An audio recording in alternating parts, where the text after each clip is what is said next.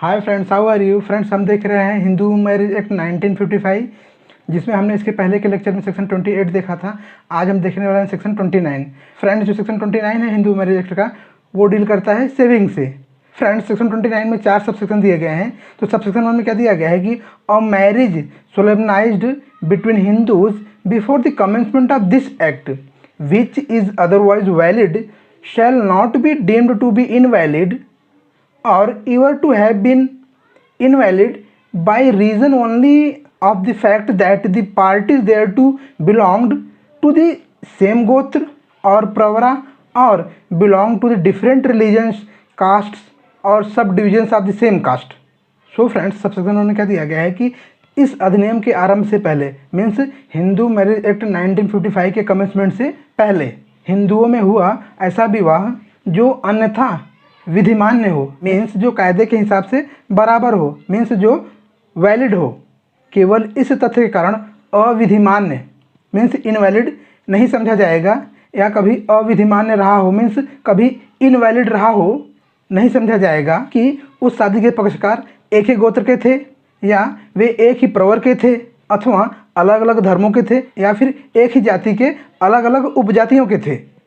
So friends, simple भाषा में subsection में यही दिया गया है कि हिंदू मैरिज एक्ट 1955 के कमेंसमेंट से पहले हिंदुओं में जो शादियाँ हुई थी, अगर वे शादियाँ वैसे वैलिड हैं तो सिर्फ इस बात के लिए इनवैलिड नहीं मानी जाएंगी कि जो शादी के पक्षकार थे, मीन्स जिन दो लोगों के बीच शादी हुई है वो एक ही गोत्र के थे, या फिर एक ही प्रवर के थे, या फिर उनका जो धर्म है वो अलग अलग था, मीन्स वो अलग अलग धर्म से बिलोंग करते थे, या फिर एक ही जाति के थे लेकिन अलग अलग उपजातियों के थे। सिर्फ इस कारण से उस शादी को इनवैलिड नहीं माना जाएगा। कौन शादी? जो शादी हिंदू मैरिज एक्ट 1955 के कमेंसमेंट से पहले सोलमनाइज हुई हो। तो सेक्शन 29 के सब सेक्शन 1 में ही दिया गया है कि अगर वो शादियाँ अदरवाइज वैलिड हैं तो सिर्फ इस बात के लिए इनवैलिड नहीं मानी जाएंगी कि जो शादी के जो पक्षकार थे, मीन्स जिन दो लोगों की भी शादी हुई है वो एक ही गोत्र के थे, या फिर एक ही प्रवर के थे, या फिर उन दोनों का धर्म अलग अलग था, या फिर वे एक ही जाति के लेकिन अलग अलग उपजातियों के थे। ठीक है। सो फ्रेंड्स, अब हम सब सेक्शन 2 देखते हैं। इसमें क्या दिया गया है कि nothing contained in this act shall be deemed to affect any right recognized by custom or conferred by any special enactment to obtain the dissolution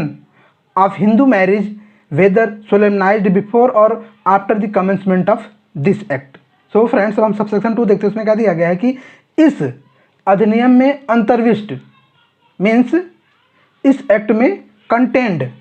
means Hindu marriage act 1955 में कंटेंड कोई भी बात रूढ़ि से मीन्स कस्टम से मान्यता प्राप्त या किसी विशेष अधिनियमिति द्वारा मीन्स किसी स्पेशल इनेक्टमेंट द्वारा कन्फर्ड किसी ऐसे अधिकार पर प्रभाव डालने वाली नहीं समझी जाएगी जो किसी हिंदू विवाह का विघटन मीन्स डिसोल्यूशन अभिप्राप्त करने का अधिकार हो, चाहे वो मैरिज हिंदू मैरिज एक्ट 1955 के कमेंसमेंट के पहले हुई हो और चाहे वो मैरिज हिंदू मैरिज एक्ट 1955 के कमेंसमेंट के बाद हुई हो। सो फ्रेंड्स, अगर इसको हम सिंपल भाषा में समझें तो सब सेक्शन 2 में यही दिया गया है कि हिंदू मैरिज एक्ट 1955 में लिखी हुई कोई बात किसी कस्टम से मान्यता प्राप्त या फिर किसी स्पेशल इनेक्टमेंट द्वारा कन्फर्ड किसी ऐसे अधिकार पर प्रभाव नहीं डालेगी जो किसी हिंदू विवाह को डिसॉल्व करने का अधिकार देती हो, चाहे वो मैरिज हिंदू मैरिज एक्ट 1955 के कमेंसमेंट से पहले हुई हो और चाहे वो मैरिज हिंदू मैरिज एक्ट 1955 के कमेंसमेंट के बाद सोलमनाइज हुई हो। मीन्स किसी कस्टम द्वारा या फिर किसी स्पेशल इनेक्टमेंट द्वारा हिंदू मैरिज को डिसॉल्व करने का कोई जो अधिकार है उस पर हिंदू मैरिज एक्ट 1955 की जो प्रोविजंस हैं वो प्रभाव नहीं डालेंगी, चाहे वो मैरिज हिंदू मैरिज एक्ट के कमेंसमेंट के पहले सोलमनाइज हुई हो और चाहे वो मैरिज हिंदू मैरिज एक्ट 1955 के कमेंसमेंट के बाद सोलमनाइज हुई हो। फ्रेंड्स, अब हम सेक्शन 29 का सबसेक्शन 3 देखते हैं। इसमें क्या दिया गया है कि nothing contained in this act shall affect any proceeding under any law for the time being in force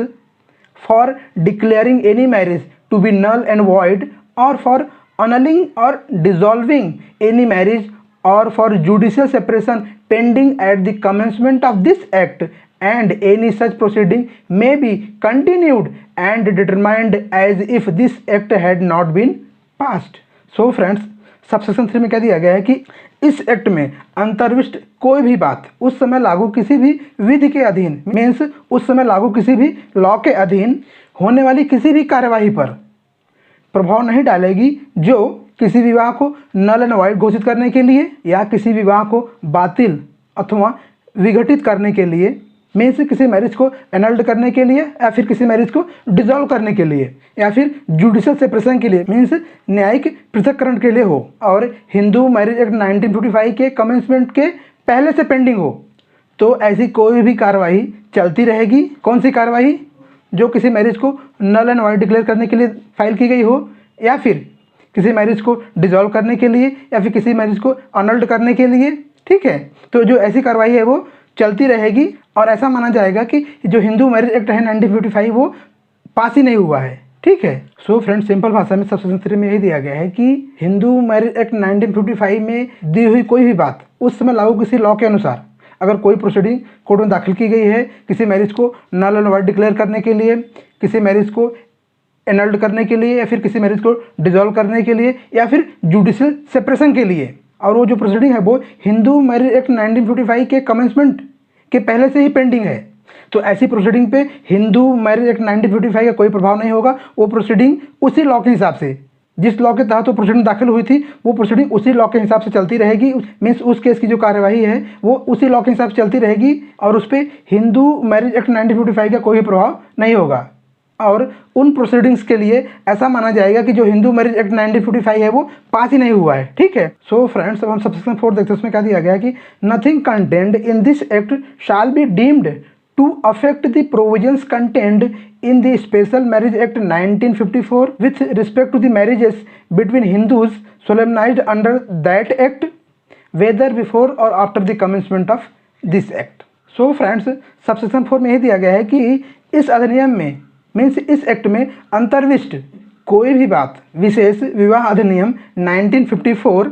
में अंतर्विष्ट ऐसी प्रोविजंस पर प्रभाव नहीं डालेगी जो स्पेशल मैरिज एक्ट के अधीन, मीन्स विशेष विवाह अधिनियम के अधीन हिंदुओं के बीच होने वाले विवाहों के संबंध में हो, और चाहे वह हिंदू मैरिज एक्ट 1955 के कमेंसमेंट से पहले हो या फिर बाद में। सो फ्रेंड्स, अगर हम सबसेक्शन 4 को सिंपल भाषा में समझें तो उसमें यही दिया गया है कि हिंदू मैरिज एक्ट 1955 में दी हुई कोई भी बात special marriage act 1954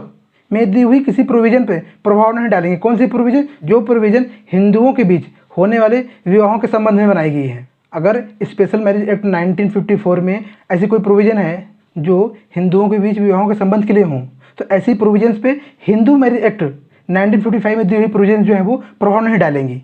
for example, अगर दो लोग जो धर्म से हिंदू हैं वो लोग रजिस्टर्ड मैरिज करते हैं, रजिस्टर्ड मैरिज की जो प्रोविज़न है वो स्पेशल मैरिज एक्ट 1954 में दी हुई है। ठीक है, तो वो लोग अगर रजिस्टर्ड मैरिज करते हैं तो उनको जो हिंदू मैरिज एक्ट के सेक्शन 7 में मैरिज के लिए सेरेमनीज दी गई हैं, उन सेरेमनीज को फॉलो करने की जरूरत नहीं है। हिंदू मैरिज एक्ट के सेक्शन 7 में क्या दिया गया है कि अगर दो लोग जो हिंदू हैं वो अगर वो शादी कर रहे हैं तो उनको जो हिंदू मैरिज एक्ट के सेक्शन 7 में जो सेरेमनीज दी गई हैं उनके हिसाब से उनको मैरिज करनी पड़ेगी। ठीक है, लेकिन अगर वही लोग स्पेशल मैरिज एक्ट 1954 के तहत रजिस्टर्ड मैरिज करते हैं तो उनको जो सेक्शन 7 में दी हुई सेरेमनीज है उनको फॉलो करने की जरूरत नहीं है। तो फ्रेंड्स, सेक्शन 29 जो है वो हिंदू मैरिज एक्ट का लास्ट सेक्शन है। तो इसी के साथ हिंदू मैरिज एक्ट 1955 के सभी सेक्शंस खत्म होते हैं। फ्रेंड्स, हिंदू मैरिज एक्ट 1955 की जो प्रोविजंस हैं अगर उनको बताने में मुझसे कोई गलती हुई हो तो उसके लिए मैं माफ़ी चाहता हूँ। और साथ में ये भी कहना चाहता हूँ कि अगर आप लोगों को इस एक्ट में कोई डाउट है तो मुझे कमेंट कीजिए, मैं मेरे नॉलेज के हिसाब से आपका डाउट क्लियर करने की पूरी कोशिश करूँगा। धन्यवाद।